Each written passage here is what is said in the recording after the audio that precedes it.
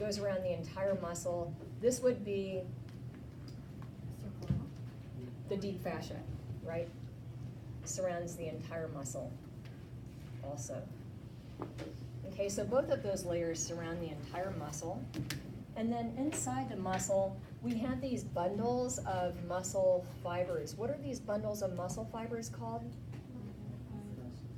Fascicles, right. So these would be fascicles. And if that's a bundle of muscle fibers, we'll our muscle fibers inside. So these are individual muscle fibers, also called muscle. A muscle fiber is a muscle cell, right. And what are the fascicles surrounded by? What is the connective tissue here around the fascicles?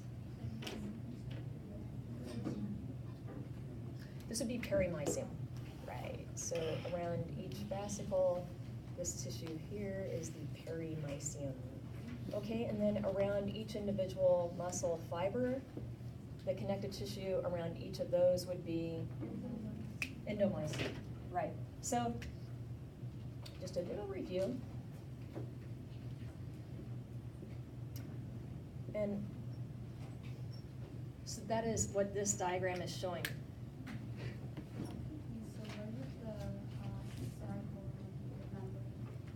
The sarcolemma? Well, sarcolemma is the cell membrane. It's not a layer of connective tissue. So it's going to be immediately around the cell. So in this diagram, they actually are labeling it. It's kind of hard to see exactly what they're pointing to. But endomysium is connective tissue that's going to be around the sarcolemma, outside of the sarcolemma. The cell membrane is immediately surrounding, all the stuff that's inside the cell, the sarcoplasm. So the sarcolemma would be like this layer here that's a little deeper. And endomysium is what they've laid back. It's outside of the sarcolemma. Okay. Do you guys have any other questions on any of that?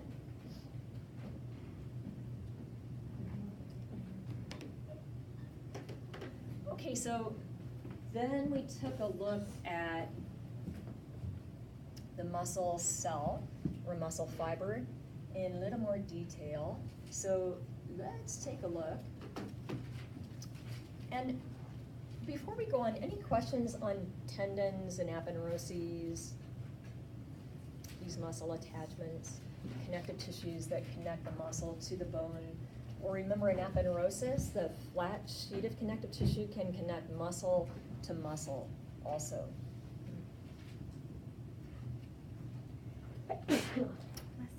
Okie dokie. Now, I do want you to know the definitions of origin and insertion still for the written exam, but for each muscle, we'll just refer to those attachments as just attachments. But I think it's good to know these definitions.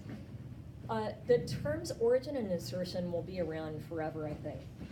But because, depending on the type of movement we're performing and how the different body parts are positioned, maybe you're, holding a body part in place, like when people hold on to your feet when you're doing like crunches or sit-ups.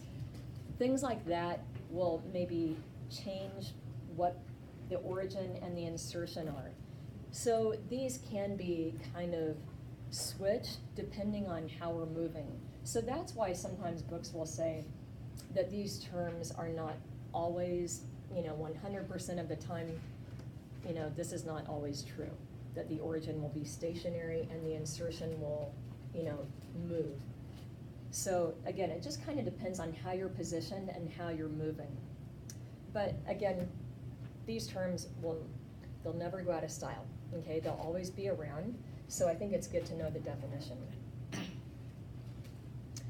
Okay, so taking a look here again at the muscle cell, just to kind of recap. So remember, in this diagram, they're not showing the endomysium. It would be outside of this, okay? So this is the cell membrane, the sarcolemma, and got a bunch of myofibrils inside the muscle cell. So remember, myofibrils are just bundles of these thread-like structures called myofilaments. And these slide across each other to cause contraction. We'll talk more about that in just a few minutes. What is this organelle shown in blue called?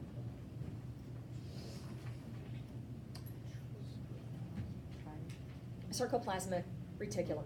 Right, so it's like smooth endoplasmic reticulum, but it has a special name. And these little sac-like structures that are part of the SR, those are called terminal cisterns. Right, so what do terminal cisterns do for the cell? What is stored in them?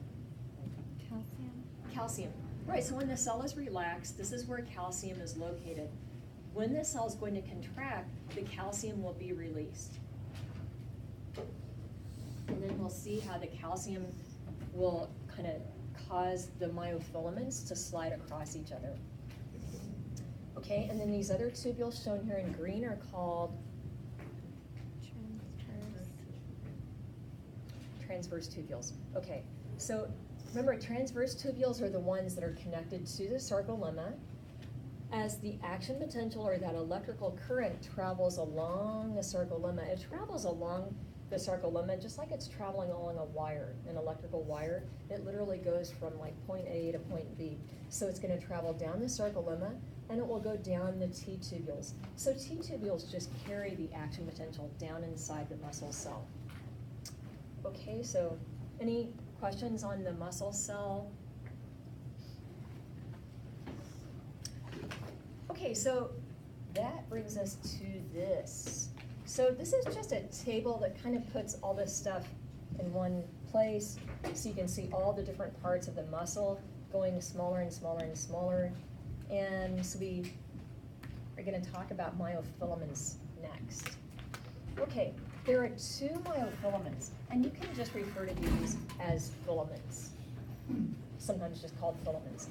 These are just called the thick and the thin, which is nice. It makes it easy. So, of course, the thick myofilament has a thicker diameter. That's where the name comes from. This is made up of a bunch of molecules that are called myosin molecules. And I'm going to draw just one myosin molecule. It has these kind of oval-shaped, what are called heads, okay, or cross bridges. So these are the myosin heads. And then the rest of it kind of has this squiggly structure. This is what's referred to as the tail. So these are the heads or cross bridges. And this is the tail. So this is one myosin molecule. The thick filament is just made up of millions of these myosin molecules. That's all it is. Okay, Sorry, do you mind showing what a myofilament is? If that's inside of where? Yeah, myofilaments are the kind of long thread-like structures that are inside the myofibrils. Okay. Myofibrils are bundles of myofilaments.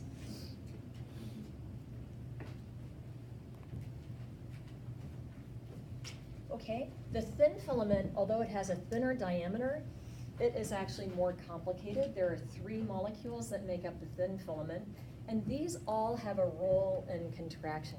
So I'd like you to know what each of these does, okay? Actin molecules, you'll see in a minute, we'll look at a diagram. They look like little balls or little spheres. These make up like the bulk of the thin filament. This is what the myosin heads bind to during contraction, okay? So we'll say actin binds to the myosin heads. And you will see that the little actin molecules have a little binding site where the myosin heads actually bind. They form a chemical bond with the binding site. Okay, actin and myosin have such a strong chemical attraction to each other that if we were to put them into, like, say, a test tube together, they would automatically form a bond right away, and they would stay together. So we don't want our muscles to constantly be contracted, right? We wouldn't be able to do anything because they'd just all be contracted all the time. So to prevent that from happening, the little binding sites on the actin molecules have to be covered up so that myosin can't bind all the time. And that is where this part of the thin filament comes in.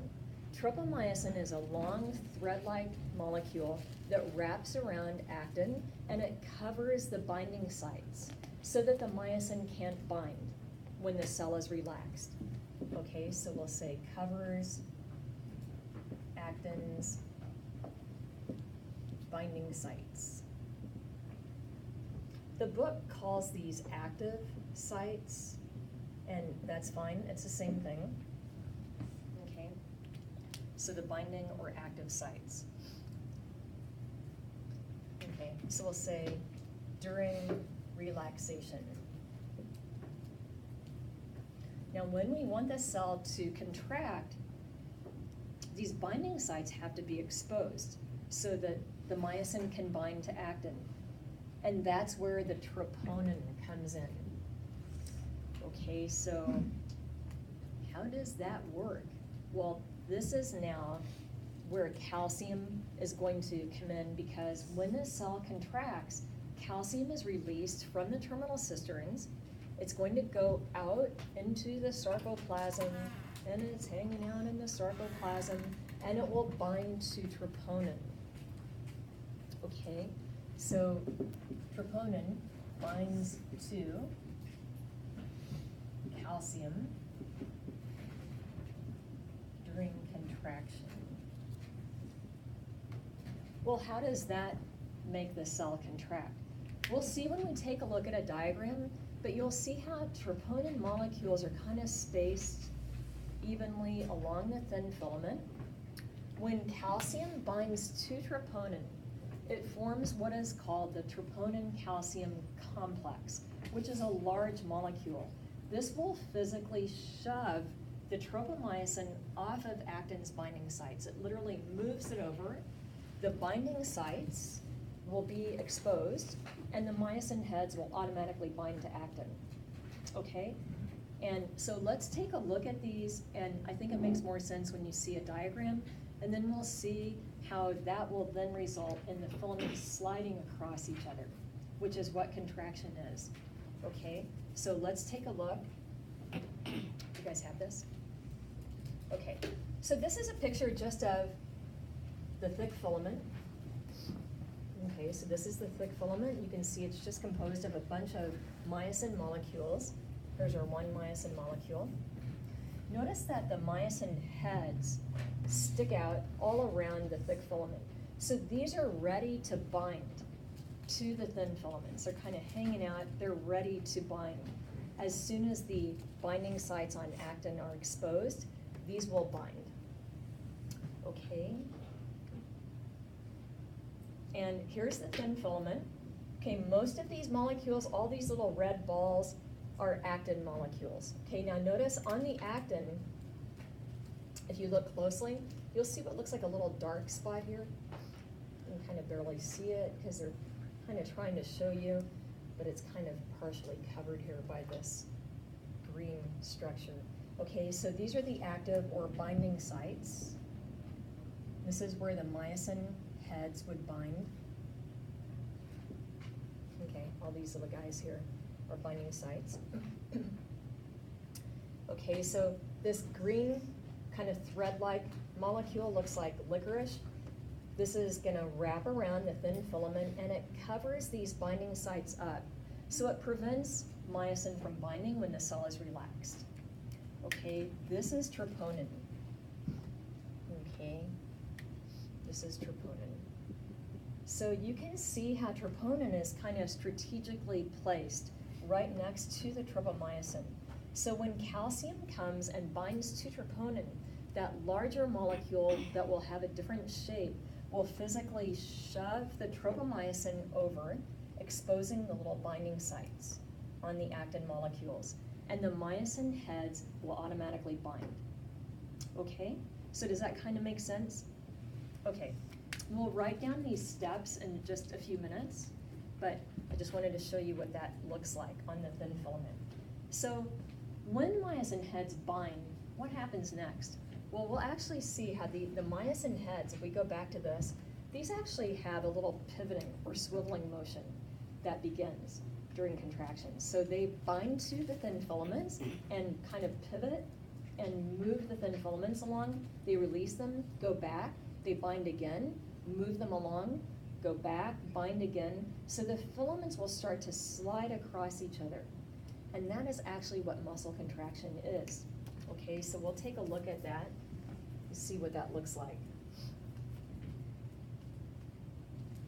This is just a table. It's kind of nice for a quick reference. It lists everything that's in the muscle cell and tells you what it does.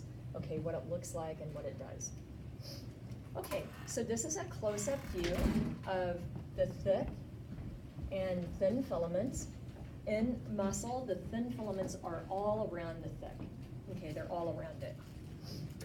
So again, notice how the little heads on the myosin molecules are sticking out, ready to grab on to these binding sites as soon as they are exposed. Okay, so let's take a look here. And this is something we're going to be talking about in just a minute. This is showing one muscle cell. This whole thing is a muscle cell. Okay, or fiber. So that's what the whole thing is. So this actually is the sarcolemma, right? This is the cell membrane. These are myofibrils. This is showing one myofibril sticking out. Okay, so we said that myofibrils are just bundles of myofilaments. You can see the cut ends of the myofilaments here. Notice if we look at this long ways, how you see this pattern that repeats itself all the way down the length of the myofibril. This is because the myofilaments are arranged in a regular pattern that repeats all the way down the length of the myofibril. So we're going to look at one of these units of myofilaments, and if you look closely, you'll see this kind of zigzaggy line here. This is called a Z disc because of its shape, kind of like a Z. And this is one unit of myofilaments. It's called a sarcomere. Okay? Sarcomeres are the functional unit of skeletal muscle, meaning that contraction happens in the sarcomeres as the filaments slide across each other. Okay, so this is the functional unit of skeletal muscle, and it is one unit of myofilaments. And these literally shorten, or you can say contract, same thing. Okay, the whole sarcomere will get shorter during contraction.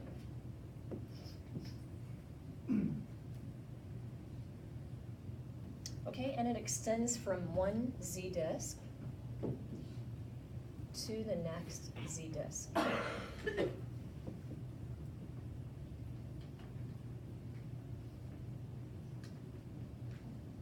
You can also call these Z lines, same thing. Okay, so we're going to take a look at a sarcomere up close.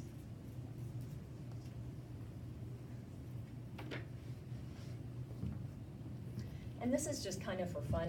This is just showing you different cross sections at different parts of the sarcomere and what that would look like just based on how the myofilaments are arranged. If you're into like this three-dimensional thing and you know that's interesting to you, there you go. But you don't have to know all of that, okay?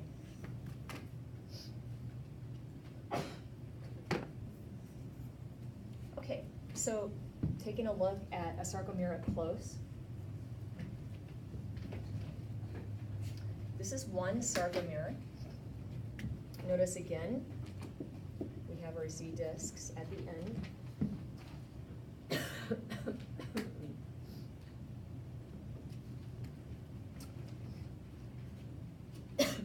So these are the things that are arranged like in a, you know, they repeat all the way down the length of the myofibrils. They're connected end to end. Okay, so this is what we saw in the last diagram, but this is just blown up. Okay, so now notice that right in the middle of the sarcomere, we have our thick filaments, okay? The thin filaments are at the ends of the sarcomere. So, not right in the middle, you can see how there's this region shown by this bracket here, where we have only thick filaments, no thin filaments. This is called the H zone, okay? The H zone. And I would like you to know these regions of the sarcomere, okay? So this is only thick filaments.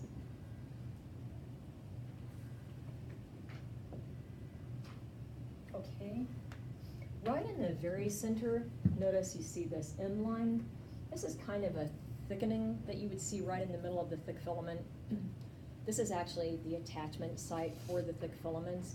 There are structural proteins here that hold the thick filament in place. So the M line is an attachment site.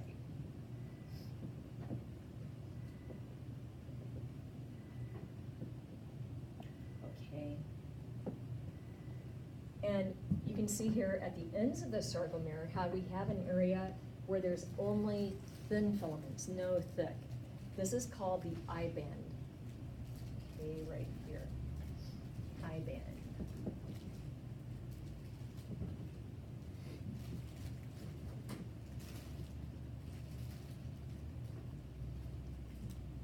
And then one more region. Oh, and also the Z disc, you can see, is an attachment site for the thin filaments. Okay? Z discs, I'm going to put that up here.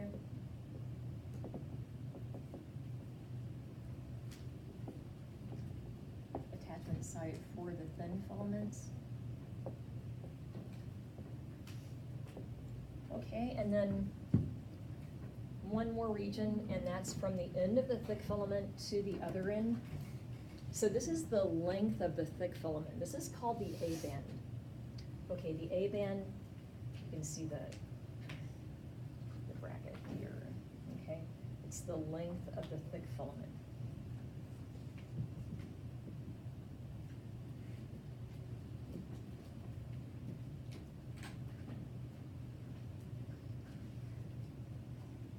Okay, so how does this work during contraction? We said that the myosin heads will bind to actin. So you can see how they're kind of sticking out there, they're ready to go. As soon as the binding sites on actin are exposed, these myosin heads will automatically bind. These are also called cross bridges because when they bind, they're making a bridge between the thin and thick filaments. They're like bridging that gap. So these will bind. Let's kind of extend them here so it looks like they're actually grabbing on. Okay. And we said that they have that kind of pivoting or swiveling motion. Okay, so what happens is during contraction, you can kind of see if these cross bridges here are pulling these filaments, the thin filaments, this way, and these are pulling these thin filaments this way, then the whole sarcomere will shorten. Okay, the two ends, the two Z discs, will come closer together as the filaments slide across each other. So the filaments are not getting shorter, they're just sliding as the myosin heads bind to the actin molecules. So again, they bind, they pivot, they release, they go back, they bind, pivot, release, but they do this very fast. So it's a smooth motion. So this causes the entire muscle to shorten or contract. You know, during a contraction, the whole muscle shortens, right, as the filaments slide. So notice as that happens, as these slide across each other, let's take a look at the next diagram. Some of these regions that we just talked about will actually change because the filaments will slide until they can't slide any further.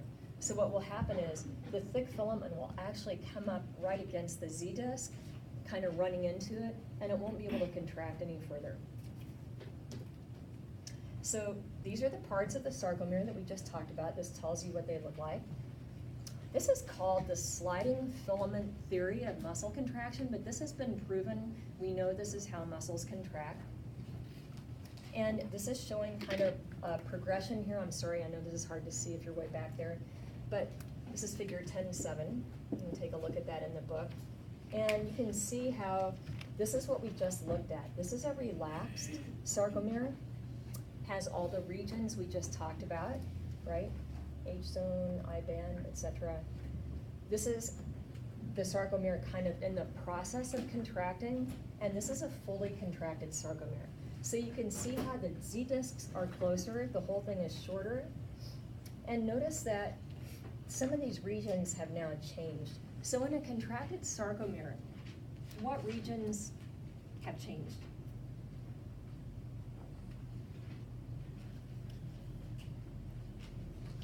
We said that this area here where we have only thick filaments, notice how that will go away as the filaments completely overlap each other.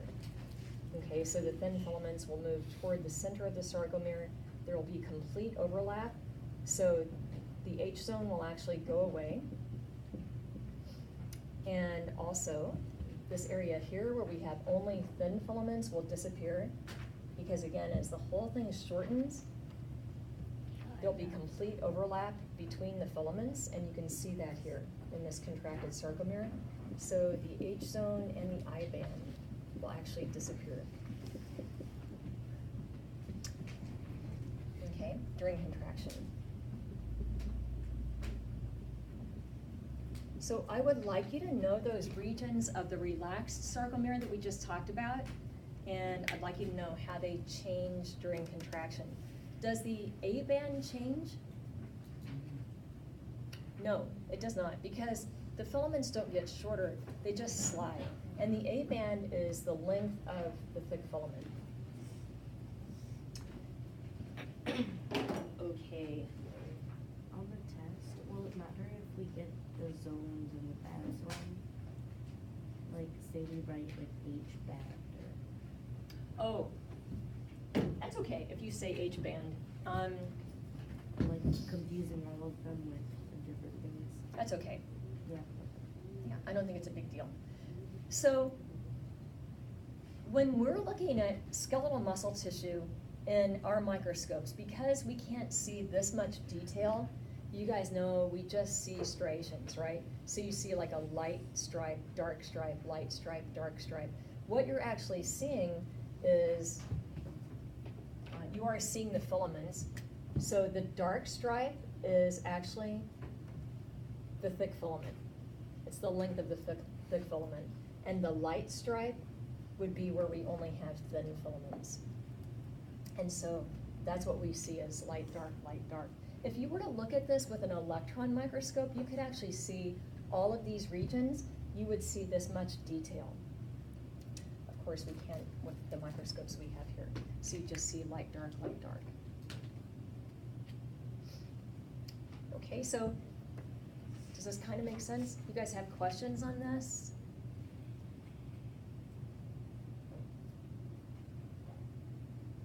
It's so quiet in here today. What does it mean? You guys will talk about this more in physiology. I don't know if I mentioned that to you, but you will have to know all of this stuff again for physiology, but you will go into it in more detail, believe it or not. So let's talk just a little bit here about, actually I think there's something I wanted to say before we go on. What was it?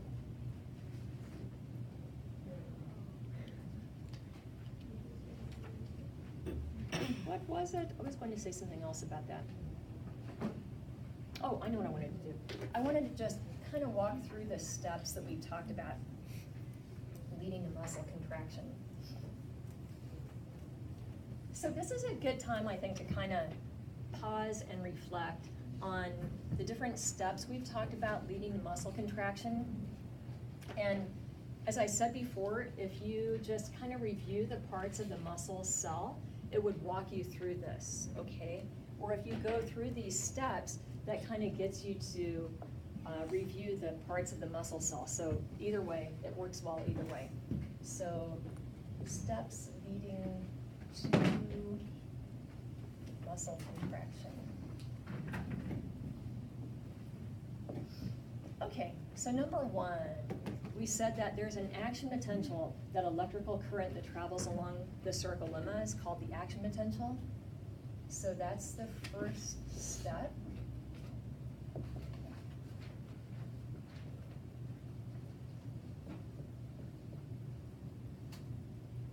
So this travels along the sarcolemma and also goes down the T-tubules, yes. They carry the action potential down inside the muscle cell.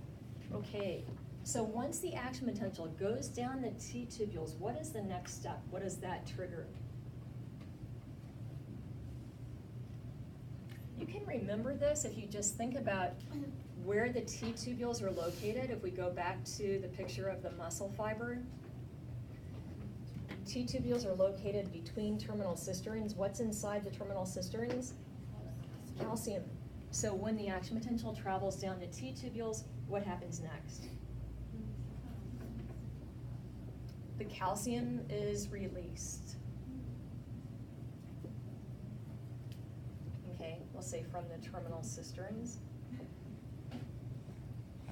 And remember, these are part of the sarcoplasmic reticulum. So I'm just going to include that here. This is just to kind of remind you that these are part of the sarcoplasmic reticulum.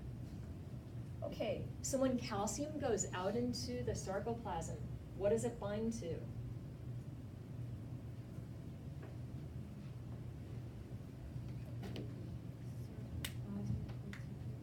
Pardon me? I didn't hear that. No, that's actually where it came from.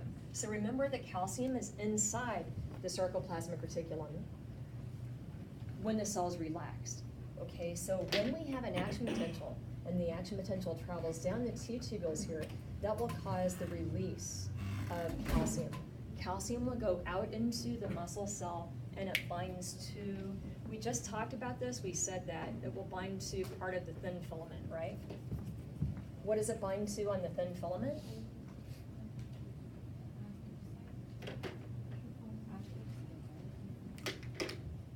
Binds to troponin, right?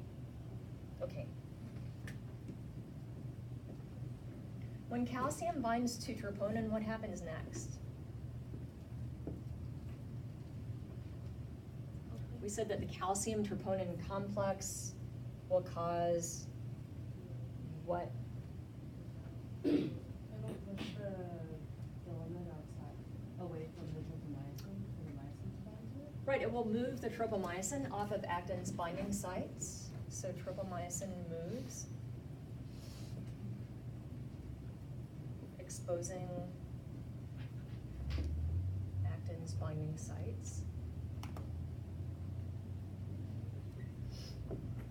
Okay, and as soon as these binding sites are exposed, what happens? Myosin binds, right? So the myosin heads bind to actin. And as soon as myosin and actin bind, the filaments slide. And that's what muscle contraction is.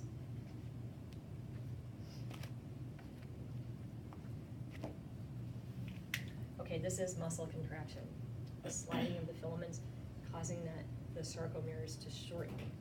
Because all the sarcomeres are lined up end to end, if they're all shortening, that causes the whole muscle fiber to shorten or contract.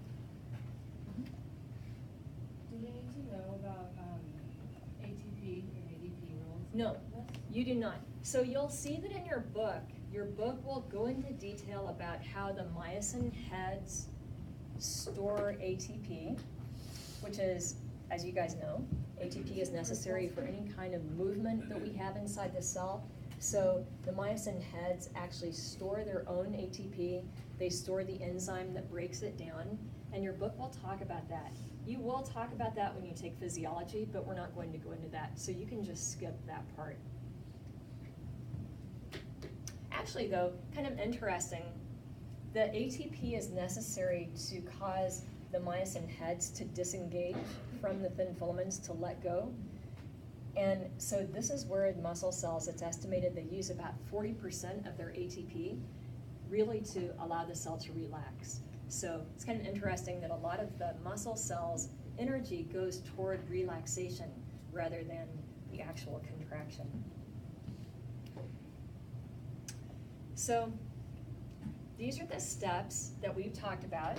The only thing we need to add to this is how does this action potential get to the muscle cell? Why does the muscle cell have an action potential in the first place? And you all know this, right? Muscle tissue doesn't just kind of decide to contract on its own. It's told to contract by the nervous system. So we have basically two types of neurons. We're going to talk about how the motor neuron will send the action potential to the muscle, okay?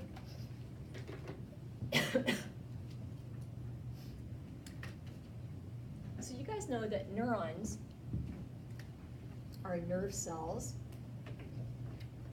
and we have these two types, sensory and motor. I know you've all heard of sensory neurons. These are the actual definitions of sensory and motor neurons. A sensory neuron is a neuron that carries its action potential to the CNS, okay, coming into the CNS, brain and spinal cord. So this could be whatever type of sensory information that we're receiving at any given time. The other type of neuron is the type of neuron that sends action potentials away from the CNS. And these are called motor because they can cause movement. So motor movement. This is, again, the actual definition. And these are neurons that will send action potentials to either muscle tissue or to glands. Now, we're not talking about glands right now, but this is the actual definition of a motor neuron. Okay.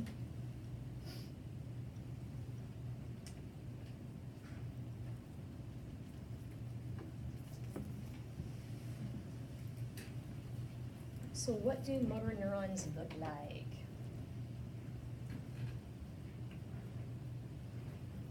Okay, this is actually what a motor neuron looks like. This diagram is from chapter 14, and you don't really have to know this much detail. We'll talk about this more in the next unit, but I just wanted to show you what they look like. We're going to look at a kind of a more simplified view of a motor neuron. This is an actual photograph of one. Okay. So you guys have this? Okay. Let's take a look at a motor neuron.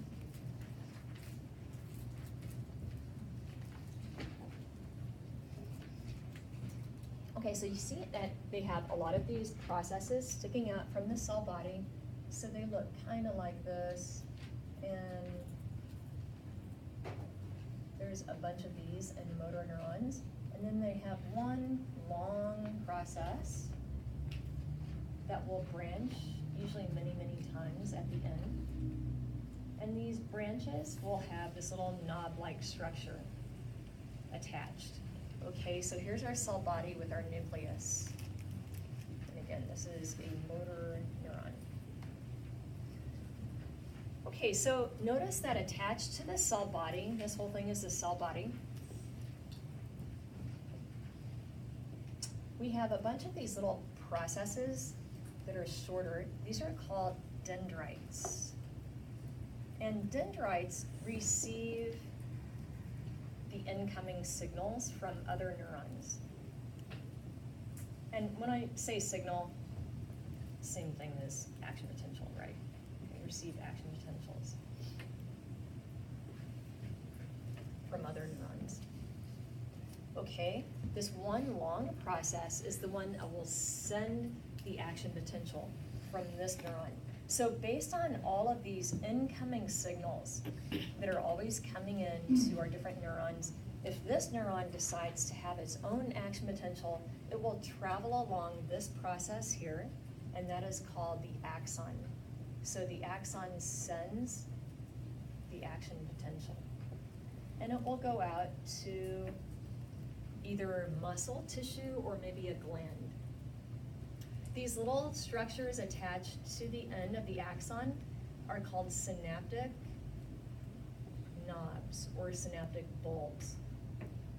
And they contain a chemical that is called the neurotransmitter. So stored here, we have these little sacs that contain the neurotransmitter.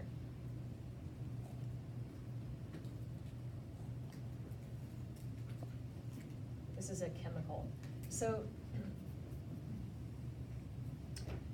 the neurotransmitter, actually we have a lot of different neurotransmitters in the body because we have a lot of different types of neurons. You guys have probably heard about a lot of these because now you hear about these just watching TV.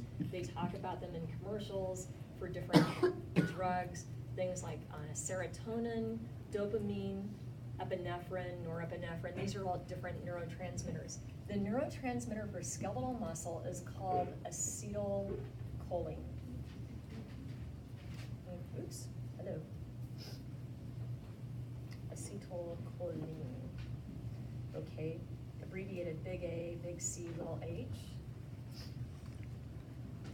And again, this is the neurotransmitter, I meant to include this, for skeletal muscle. Okay, acetylcholine. So I would like you to know that. So these little sac-like structures here, they're called synaptic vesicles. They contain acetylcholine.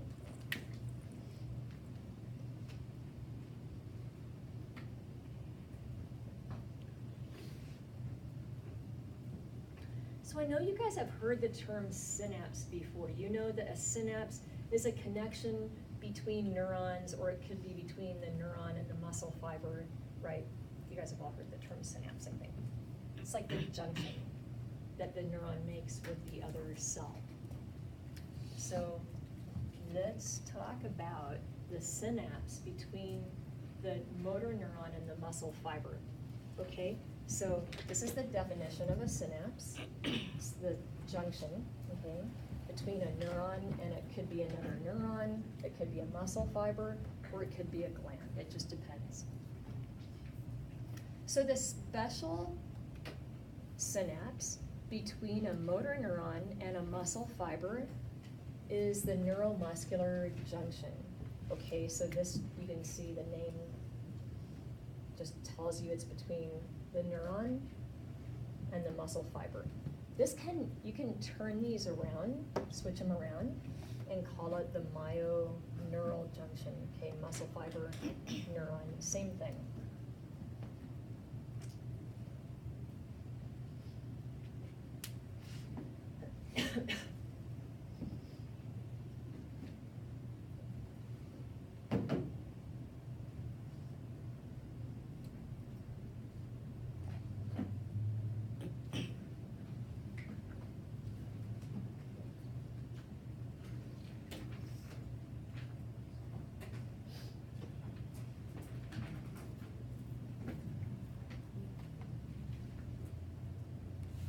So we're going to take a look at the neuromuscular junction. We'll take a look at how the synaptic knob kind of meets the muscle fiber.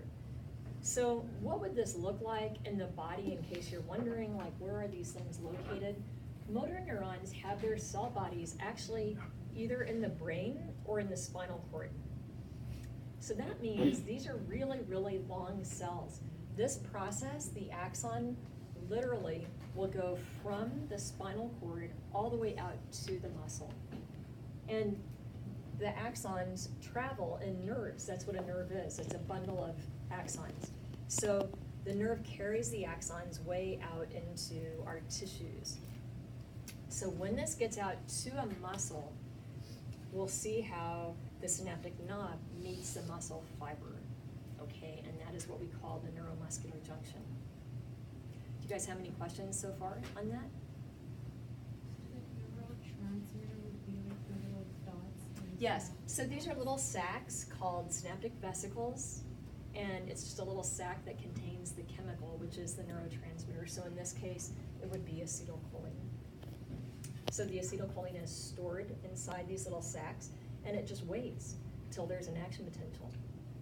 And when we have an action potential, the action potential usually in a neuron, it usually begins right here, and it travels down the axon. Remember, this is electrical current that travels along the cell membrane. So it will travel usually starting right here at the beginning of the axon, all the way down the axon.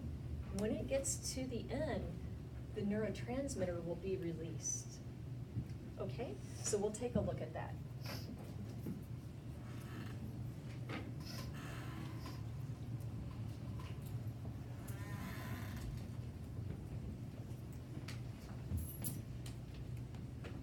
Okay, you guys do have a picture of this in your book, but I like to draw it because I think it's helpful to draw it.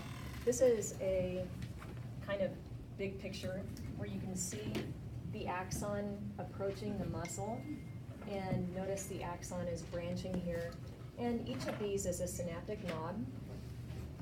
So each of these would be called a neuromuscular junction, okay? So let's draw this kind of close up. We have the end of the axon, here's a synaptic node. Okay.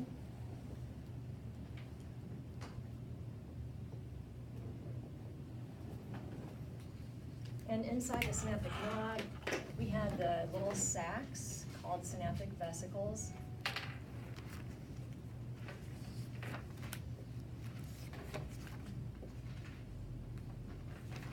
And they contain the neurotransmitter, which is acetylcholine. Okay, so here's acetylcholine molecules. Kind of hanging out until we have an action potential. Okay, so where is our muscle fiber? Well, the muscle fiber is kind of interesting because it will not physically touch the axon. There's going to be a little microscopic gap between them. So here's our muscle fiber membrane, the sarcolemma, and there's the rest of the fiber. So this is one muscle fiber. Now notice that I drew the membrane, the sarcolemma, kind of squiggly right here in the neuromuscular junction. Whenever we have folds in a membrane, you guys know that the folds increase the surface area. So this is where we're going to have receptors for the acetylcholine. So these folds increase the surface area, so we have more receptors for acetylcholine. Okay, so that's what these are. These are receptor sites where the acetylcholine can bind. Okay, so ACH receptors. And again, we said this space here, this microscopic gap, is called, that's not working, the synaptic cleft. Okay, synaptic cleft. This part of the sarcolemma, where it's all folded up and has receptors for acetylcholine, that is called the motor end plate. Okay, motor end plate. So it's an area that is specialized to receive the acetylcholine. Okay, so we'll say the motor end plate has receptors for acetylcholine. And that is basically what the neuromuscular junction looks like. So where is the actual neuromuscular junction? Well, this is it. It's the end of the axon, the synaptic cleft, and the motor end plate. Okay, that is the neuromuscular junction.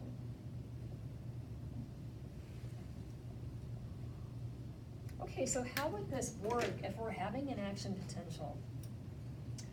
You know, we said that the action potential travels down the axon, so it's going to be coming down the axon, literally, again, moving from the beginning of the axon all the way to the end.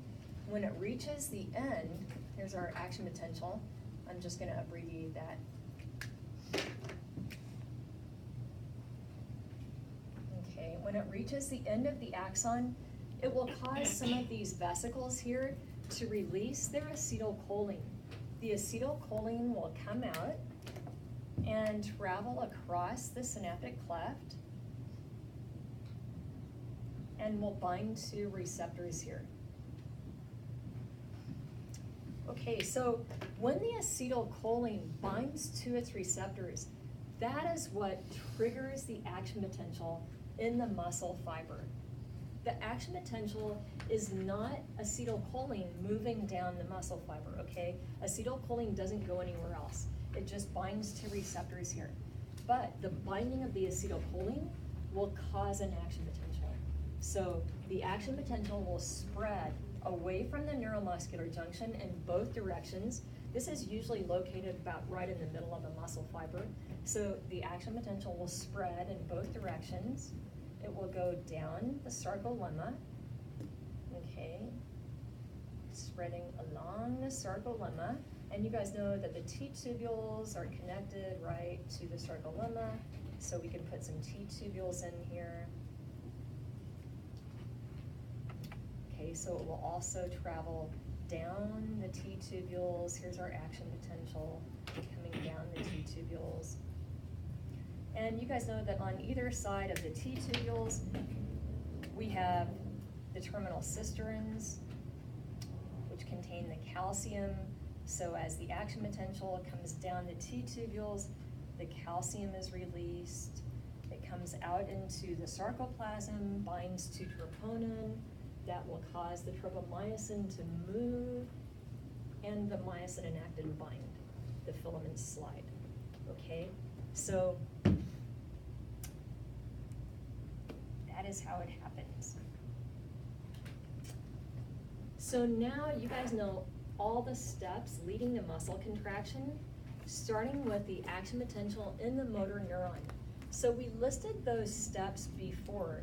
All you have to add to it is an action potential travels down the axon of a motor neuron, and acetylcholine is released, right? Acetylcholine binds to receptors on the motor end plate, and that triggers the action potential in the muscle fiber, and you guys know the rest. So we really only added 2 steps: the action potential in the motor neuron and the release of acetylcholine.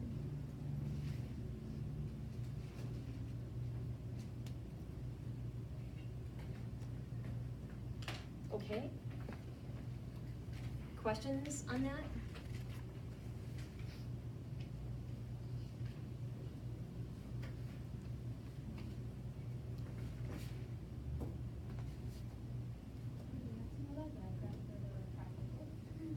This? Well, no, I mean, I drew that, so I'm not gonna have a drawing of my own on the practical exam. I mean, you can see this in the book. It is this. So this is basically the same thing. This is a synaptic knob, this whole thing. This is our muscle fiber. When they say nerve impulse, this is the same thing as action potential. It's the same thing. It's just another name for it. And so they're showing kind of a close-up here. So this, again, is just part of the synaptic knob. These are synaptic vesicles with the neurotransmitter, with the acetylcholine, which is shown in green. And this is the motor end plate. So these are the folds of the motor end plate. These are the receptors for acetylcholine. And so this is basically the same thing. But no, this diagram's not on the test. I gave you guys the figure numbers for the test, and this is not one of them. But you need to know this for the written exam.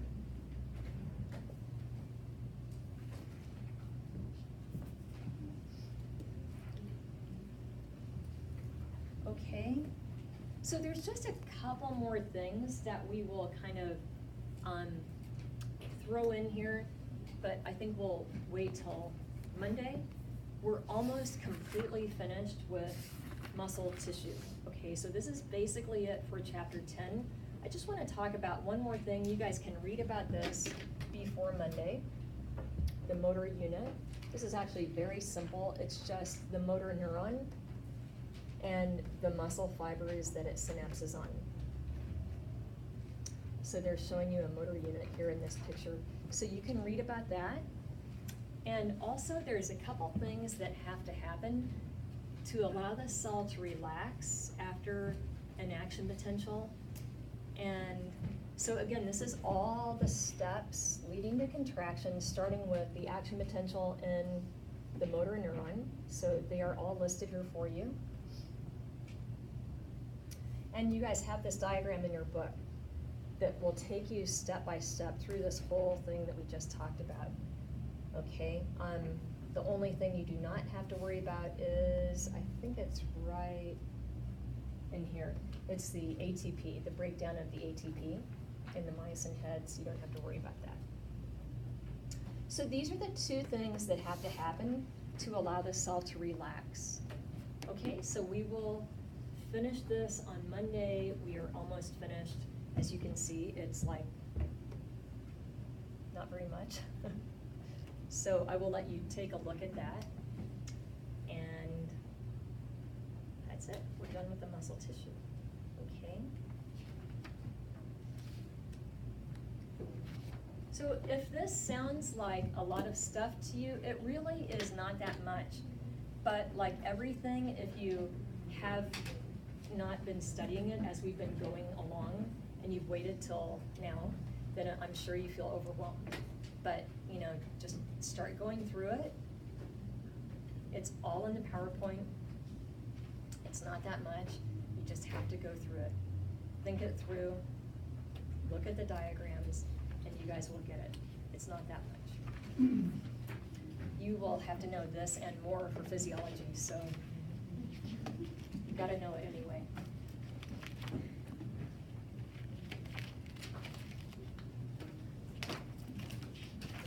You guys have questions?